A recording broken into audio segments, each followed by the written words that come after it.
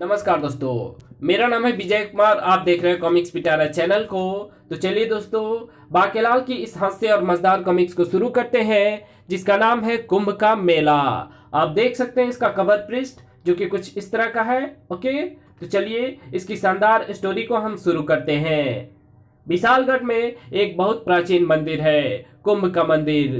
प्रत्येक 10 बरस पश्चात वहां लगता है कुंभ का मेला। इस मेले की विशेषता है कुंभक नामक वह स्थल जहां कुंभ देवता के भक्त कुंभ लेकर आते हैं। मेरे खेत से एक घड़ा सोने की असरफियों का निकालना कुंभ देवता। जय हो कुंभ देवता की, जय हो। कुंभ में एक प्राचीन प्रथा है कुंभलात की। हे कुंभ, मुझे मेरे शत्रु का हाल बता। कुंभ नहीं टूटा, अर्थात मेरा कोई शत्रु नहीं है। कुंभ मेला देखने आई राजा विक्रम की सवारी। जय हो कुंभ देवता की, जय हो। हे कुंभ देवता, किसी कुंभ में असर्पियों के साथ कोई विषैला सर्प डालकर मोटे के पास भेजें, ताकि मोटा जैसे ही कुंभ में हाथ डाले उसे सांप डस ले। कुंभ देवता दर्शन के पश्चात सभी कुंभ लात की प्रथा निभाने पहुंचे। महाराज, कुंभ को लात मारने पर यदि ये टूट जाए तो ये समझा जाता है कि लात मारने वाले के किसी परम शत्रु की मृत्यु भी निकट है। चलिए महाराज, किसी कुंभ को लात मारें। ठीक है। तड़ाक! महाराज, कुंभ टूट गया। मुबारक हो महाराज, आपके शत्रु की मृत्यु निकट है। मेरा शत्रु? किंतु मेरा तो कोई शत्रु है ही नहीं। इसका सबसे बड़ा शत्रु तो मैं हूं। इसका घड़ा टूटने का क्या अर्थ है? अब मैं भी कुंभ तोड़कर देखता हूं। तड़ाक! कुंभ नहीं टूटा, इसका मतलब मेरा कोई शत्रु नहीं है। बाकेलाल, तुम भी कुंभलात प्रथा का प्रयोग करके अपने शत्रु के अंजाम का पता लगाओ। अवश्य महाराज, और मैं जानता हूं कि मेरा घड़ा तो टूटे ही टूटेगा। तड़ाक! वो मारा, कुंभ टूट गया। बाकेलाल, तुम्हारा कौन शत्रु हो सकता है? भला मेरा कौन शत्रु हो सकता है? और यदि कोई है भी तो जैसे आप उससे अनभिज्ञ हैं वैसे ही मैं भी। किंतु बाकेलाल, तुम तो ऐसे प्रसन्न हुए थे जैसे तुम्हें पता हो कि तुम्हारे किस शत्रु की मृत्यु निकट है। ओह, मोटा मेरे मनोभाव को ताड़ गया। बाकेलाल शीघ्र ही संभल गया। मैं तो ये सोचकर प्रसन्न हुआ था कि चलो कोई शत्रु है भी तो कुंभ ने टूटकर मेरे सिर से ये संकट उतारने का ऐलान स्वयं ही कर दिया। मेले में आधम का राक्षस चटोरासुर। कहीं भी मेला लगे तो मैं वहां जरूर जाता हूं। क्योंकि मेलों में चाट पकौड़ी गोलगप्पे वाले जरूर आते हैं और मैं चाट पकौड़ी का चटोरा हूं। लारे, मुझे भी खिला गोलगप्पे पापड़ी। भागो! घबरा मत, तेरा नमक खाया है, तुझे कुछ नहीं कहूंगा। कड़ंच! आहा, क्या मसाले और सौंठदार गोलगप्पा है। कड़ंच! वाह वाह, क्या भल्ले पापड़ी है। कड़ंच! चटपटी टिक्की कि क्या कहने। थोड़ा पानी दे गोलगप्पे का। कितनी मिर्च डालता है पानी में, नामुराद आदमी कहीं के। तड़ाक! आ! चलो थोड़ा मेला भी घूमता हूँ, कोई स्वादिष्ट आदमी भी तो पकड़ना है भोजन के लिए।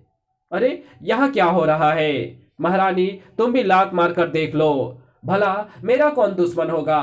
अरे राक्षस! अरे, तो क्या राक्षस मेला घूमने नहीं आ सकता? चल रे, जल्दी बता, यहाँ पर तुम सब मटकों पर लात क्यों मार रहे थे? लात मारने से घड़ा फूट जाए तो शत्रु की मृत्यु का पता चलता है।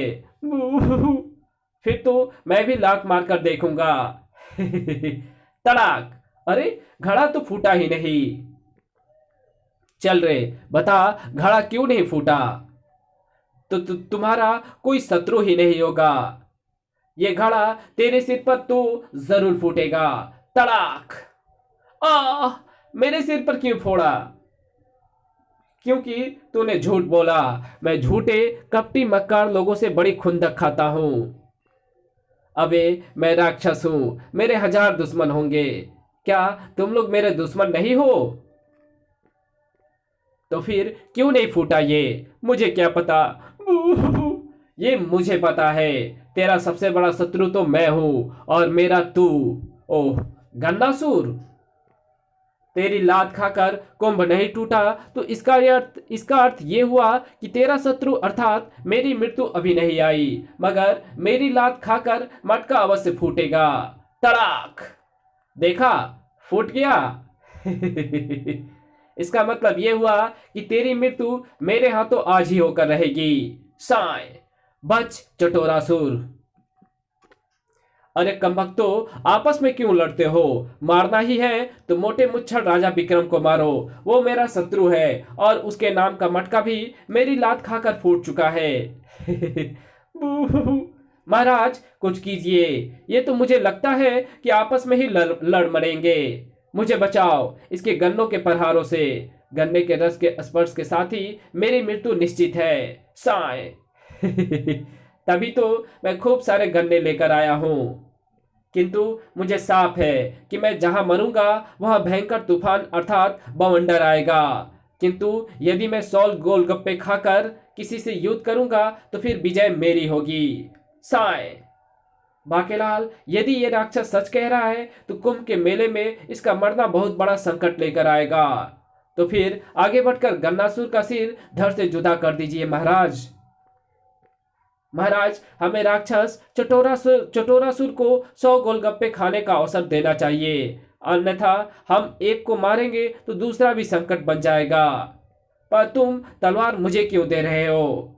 मेरे पास अपनी भी तो है। ओह, मैं तो भूल ही गया था कि तलवार मैंने लड़ने के लिए निकाली है।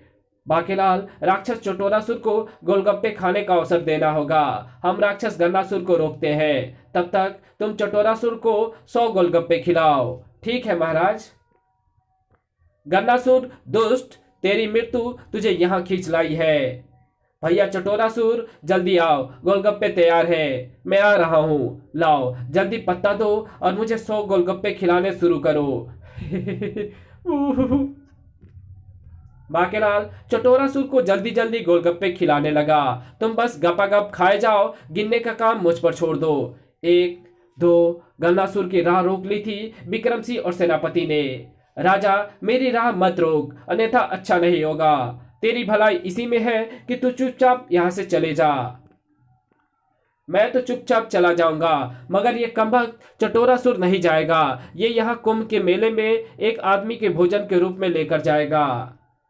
ये चटोरासुर कुंभ के मेले से एक आदमी को भोजन के रूप में लेकर जाएगा। तड़ाक! पता नहीं तुम में से किसे ले जाए। हम ना तुझे जाने देंगे ना उसे। मेरे रहते राक्षस विशालगढ़ की भूमि से जीवित बचकर नहीं जा सकते। 10, 12, 13 सौंठ डालूं या ऐसे ही खिलाता रहूं? कड़ंच! आलू छोले तो डाल कम से कम। कड़ंच! वो तो मैं डाल ही रहा हूं। पानी में मिर्च ज्यादा तो नहीं है? 18, 19। पानी में मिर्च तो ज्यादा है, पर गोलगप्पे का मजा तो मिर्च के साथ ही आता है। इसे बातों में लगाकर गोलगप्पे की गिनती में गड़बड़ी कर ही दी मैंने। कड़ंच!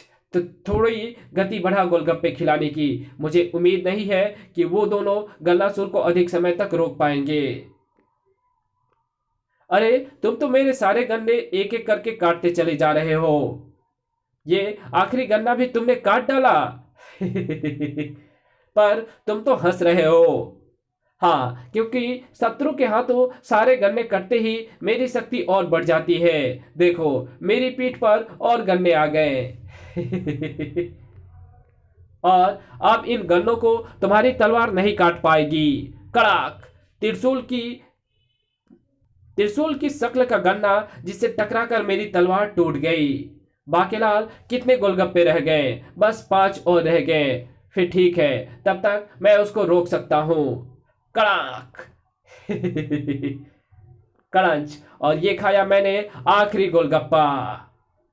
अब मैं इस गन्नासुर को पत्ता फेंक कर भी मार सकता हूं। थपाक! आ!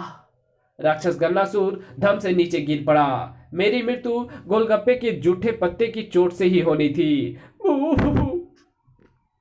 अरे किंतु मैं तो अभी तक जीवित हूं। ये मरा क्यों नहीं? क्योंकि मैंने तुझे 100 गोलगप्पे पूरे नहीं खिलाए।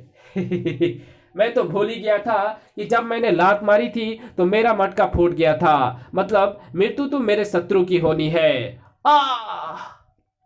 धोखा! बाकेलाल, तुमने मुझे पूरे 100 गोलगप्पे नहीं खिलाए, अन्यथा इसका गन्ना मुझे लगता ही नहीं। धोखेबाज, हो नप्पा की होगा। अब मेरी मृत्यु के पश्चात यहाँ पर भयंकर तूफान आएगा, अपनी जान की खैर मनाओ। चटोरासुर की मृत्यु के साथ ही आया भयानक तूफान, वड़ुम कड़ाक। ये तो बहुत भयंकर तूफान है, उस ब्रिज को कसकर पकड़ लो। अरे ब्रिज तो उखड़ गया। मेरे विचार में तो महाराज को पकड़ लो, महाराज को ये तूफान हिला भी नहीं पाएगा। किंतु तूफान इतना शक्तिशाली था कि उसने सबको उड़ा डाला। ये तो सबको उड़ाए लिए जा रहा है। हुनप्पा होऊंगा। फिर जब तूफान रुका, सही समय पर ये कोटर मिल गई, वरना हम तूफान में उड़ जाते। महारानी जी बाहर आ जाइए, तूफान खत्म हो गया। महाराज और बाकेलाल कहीं दिखाई नहीं पड़ रहे सेनापति। मैं भी उन्हें ही खोज रहा हूँ। वो राक्षस भी कहीं दिखाई नहीं पड़ रहा है। कहीं राक्षस ही तो नहीं ले गया दोनों को। नहीं, ऐसा मत कहो सेनापति। ऐसा कहो कि तूफान ही सबको उड़ा कर ले गया है। वो जहां भी हो ठीक ठाक हो। कुंभ देवता के मंदिर को आज भी नहीं आई। हे कुंभ देवता, मेरे पति एवं बाकेलाल की रक्षा करना। ये तो शुक्र हुआ कि राक्षसों को देखकर मेले से लोग पहले ही भाग गए थे, अन्यथा बहुत लोग मारे जाते।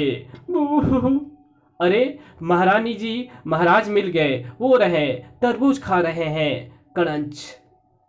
महाराज, महाराज आप ठीक तो है ना? महाराज बाकेलाल कहाँ है? वो तो कहीं भी दिखाई नहीं पड़ रहा। महाराज कैसे बताएंगे, उनके मुंह में तो तरबूज भरा है। और घबराओ नहीं, जिस प्रकार महाराज मिल गए वैसे ही बाकेलाल भी मिल जाएगा। आओ उसे खोजते हैं। लो, मिल गया बाकेलाल, वो रहा प्याऊ से जल ग्रहण कर रहा है। बाकेलाल तुम ठीक तो हो ना? हम तो घबरा ही गए थे। घबराने वाली क्या बात है? घबराएगा तो मोटा मुच्छर राजा विक्रम सिंह, जिसकी मृत्यु मेरे हाथों होनी तय है। आज विक्रम सिंह का व्यवहार भी कुछ परिवर्तित सा था। बाकेलाल, तेरी पोल खुल चुकी है, अब तू नहीं बचेगा मेरे हाथों से। कैसी पोल खुल चुकी थी बाकेलाल की? मेरे विचार में हमें महल लौटना चाहिए। रथ भी तूफान में उड़ गया। महाराज, आपका रथ वो रहा पानी में। हिन, हमें निकालो, हम तूफान में फंसकर इधर आ गिरे थे। हिन। रथ पर सवार होकर सभी ने महल को कूच किया। बाकेलाल, अपने जीवन के शेष बचे दिनों को गिनना आरंभ कर दे। ये मोटा जब से मिला है तभी से निरंतर मुझे घूरता जा रहा है। बांके बेटा, इसके इरादे नेक नहीं दिखाई पड़ते। शीघ्र ही सोच कोई ऐसी तरकीब जिससे कि मोटे मनुष्य का काम तमाम किया जा सके। कुंभ का मेला उजड़ गया था। निर्धन परिवारों के धन की बहुत हानि हुई थी। हम तबाह हो गए महाराज। दुहाई हो महाराज। सेनापति, इन लोगों की मदद के लिए खजाने के द्वार खोल दो। मुझसे इनका दुख देखा नहीं जाता। महाराज, यदि बुरा ना माने तो एक बात कहूं, इन सब का जिम्मेदार बाकेलाल है। बाकेलाल, तुम? मैं किस प्रकार सेनापति? ये तुम क्या कह रहे हो? अगर तुम चटोरासुर को 100 से कम गोलगप्पे ना खिलाते तो चटोरासुर गन्नासुर को मार डालता और तब ये तूफान भी नहीं आता और इतनी हानि ना हुई होती। बाकेलाल, तुम्हें अपनी सफाई में कुछ कहना है? ये झूठ है महाराज। मैंने अपनी तरफ से पूरे 100 गोलगप्पे ही उसे खिलाए थे। बाकेलाल की बात का मैं समर्थन करती हूँ। बाकेलाल से यदि गोलगप्पे खिलाने में कोई भूल हुई है तो इस बात को मैं मान सकती हूँ, किंतु बाकेलाल इस घटना के लिए उत्तरदायी है ये मैं नहीं मान सकती। हाँ, भला मैं जानबूझकर ऐसा क्यों करूंगा जिससे विशालगढ़ पर संकट के बादल मंडराने लगे? तो क्या कर सकता है दुष्ट और क्या नहीं, ये मेरे अलावा कोई नहीं जान सकता। लो, महल आ गया। अगले दिन राजउद्यान में। आओ बाकेलाल, एक आवश्यक कार्य से मैंने तुम्हें प्रातः ही यहां बुलाया है। बाकेलाल, रात मैंने स्वप्न में देखा कि जंगली सुअरों की शक्ल सूरत के दैत्यों की सेना ने विशालगढ़ में घुस आई है। मोटा तलवार घिसकर धार तेज क्यों कर रहा है? वास्तव में उन्हें एक व्यक्ति का रक्त चाहिए जिसे पूरी सुअर सेना तिलक करेगी। बाकेलाल, यदि ये स्वप्न सच हो गया तो ना जाने कौन उस दुष्ट दैत्य का शिकार बन जाए। वो तुम भी हो सकते हो, मैं भी, कोई और भी। बस इतनी सी बात। मैं अभी सेनापति को अपनी सेना के साथ विशालगढ़ की सीमा पर चौकस रहने का आदेश देता हूँ ताकि वो दुष्ट विशालगढ़ में प्रवेश ही ना कर सके। ये इतना सरल नहीं है बाकेलाल। दैत्यों को रक्त लेने के लिए विशालगढ़ में आना आवश्यक नहीं है। फिर तो वे सीमा पर ही किसी सैनिक को मारकर उसी का रक्त ले लेंगे। किंतु उन्हें रोकना तो होगा ही महाराज। वही तो मैं कह रहा हूं। अभी तुमने मेरा पूरा स्वप्न कहाँ सुना है? बाकेलाल, मैंने स्वप्न के अगले हिस्से में देखा कि उद्यान में एक विचित्र दुग्ध वृक्ष उगाया है। यदि उसके फलों का दूध ग्रहण कर लिया जाए तो उसके प्रभाव से दैत्यों के शस्त्रार्थों का व्यक्ति पर प्रभाव नहीं होता। महाराज, ये तो मात्र स्वप्न ही लगता है। आप नाहक ही दैत्यों के हमले की आशंका से घबरा रहे हैं। सेनापति घबराया हुआ वहां पहुंचा। महाराज, महल में रातों रात एक विचित्र वृक्ष उगाया है। क्या ये वही वृक्ष होगा? ये बिल्कुल वैसा ही वृक्ष है। महाराज, यदि वृक्ष वाला स्वप्न सत्य हुआ तो सुअर जैसी भयानक सूरतों वाले दैत्य की सेना भी अवश्य आती होगी। स्वप्न सत्य कैसे हो गया? कहीं इसमें मोटी की कोई चाल तो नहीं? किंतु वृक्ष कैसे उगाया? बाकेलाल, इस दूध के प्रथम फल का दूध पान तुम करोगे। बाकेलाल, इस दूध के प्रथम फल का दुग्ध पान तुम करोगे। सेनापति, फल लाओ। मैं क्यों? क्योंकि बाकेलाल, यदि दैत्यों की सेना आई तो उससे निपटने के लिए सर्वप्रथम तुम्हें ही सामने जाना होगा। तुम्हारे पश्चात क्रमशः सेनापति एवं मैं दुग्ध पान करेंगे। मोटा, मुझे इस अज्ञात एवं रहस्यमय वृक्ष के फलों का दूध पीने को क्यों कह रहा है? कहीं वृक्ष के फल विषैले हुए तो? मुझे मालूम है ये संकित हो उठा है और दूध नहीं पिएगा, और यही मैं चाहता हूं। बेटा बाके, समझदारी इस वृक्ष के फल ना चखने में ही है। वो महाराज, मैं इस फल को नहीं चख सकता क्योंकि आज मैंने राज्य की सुख समृद्धि के लिए निर्जला व्रत रखा है। तो फिर ठीक है सेनापति, तुम इस फल में छिद्र करके दुग्ध पान करो। जो आज्ञा महाराज। वाह, ये तो बहुत स्वादिष्ट है। बच्चू, वो तो थोड़ी देर में पता लगेगा। यदि ये फल विषैला हुआ तो? अरे, इसका तो कुछ नहीं हुआ महाराज। अब आप लोग भी शीघ्र इस फल के दूध का सेवन कर दें। इस दूध का वितरण पूरे विशालगढ़ में करवाना होगा सेनापति। मैं प्रबंध मंत्री को इसकी व्यवस्था करने को कहता हूं महाराज। फलों का दूध विशालगढ़ वासियों में वितरित किया जाने लगा। बाकेलाल, तुम अपना व्रत खुलने तक मेरे साथ ही रहोगे और दूध वितरण के कार्य को हाथ भी नहीं लगाओगे। किंतु रानी स्वर्णलता ने भी दूध का सेवन किया। फिर रानी स्वर्णलता ने भी दूध का सेवन किया। वाह, ये तो वाकई स्वादिष्ट है। महाराज, सारी प्रजा में दुग्ध वृक्ष का दूध वितरित कर दिया गया है। अब ना तो वृक्ष पर और फल बचे हैं और ना ही एक भी बूंद दूध। अब हमें उन दैत्यों का भय नहीं रहा। बेटा बाके, अगर इसका स्वप्न सच हो गया तो दैत्यों को सबसे अधिक खतरा अब तुझे हो गया है, क्योंकि पूरे विशालगढ़ में केवल तू ही एक ऐसा इकलौता मानव बचा है जिसने दुग्ध वृक्ष का दूध नहीं चखा। इस कहानी को यही खत्म करते हैं। इसके आगे कहानी पढ़ेंगे इसके पार्ट 2 में। तो मिलते हैं इसके दूसरे पार्ट में। तब तक के लिए बाय। वीडियो अच्छी लगी तो इस वीडियो को लाइक कर देना। चैनल पे नए हो तो चैनल को सब्सक्राइब कर बेल आइकन को जरूर प्रेस कर देना, और जहां इस वीडियो की जरूरत हो वहां इसको शेयर जरूर कर देना। और वीडियो देखने के लिए आपका बहुत बहुत धन्यवाद। मिलते हैं आपसे इसके अगले पार्ट में। तब तक के लिए बाय।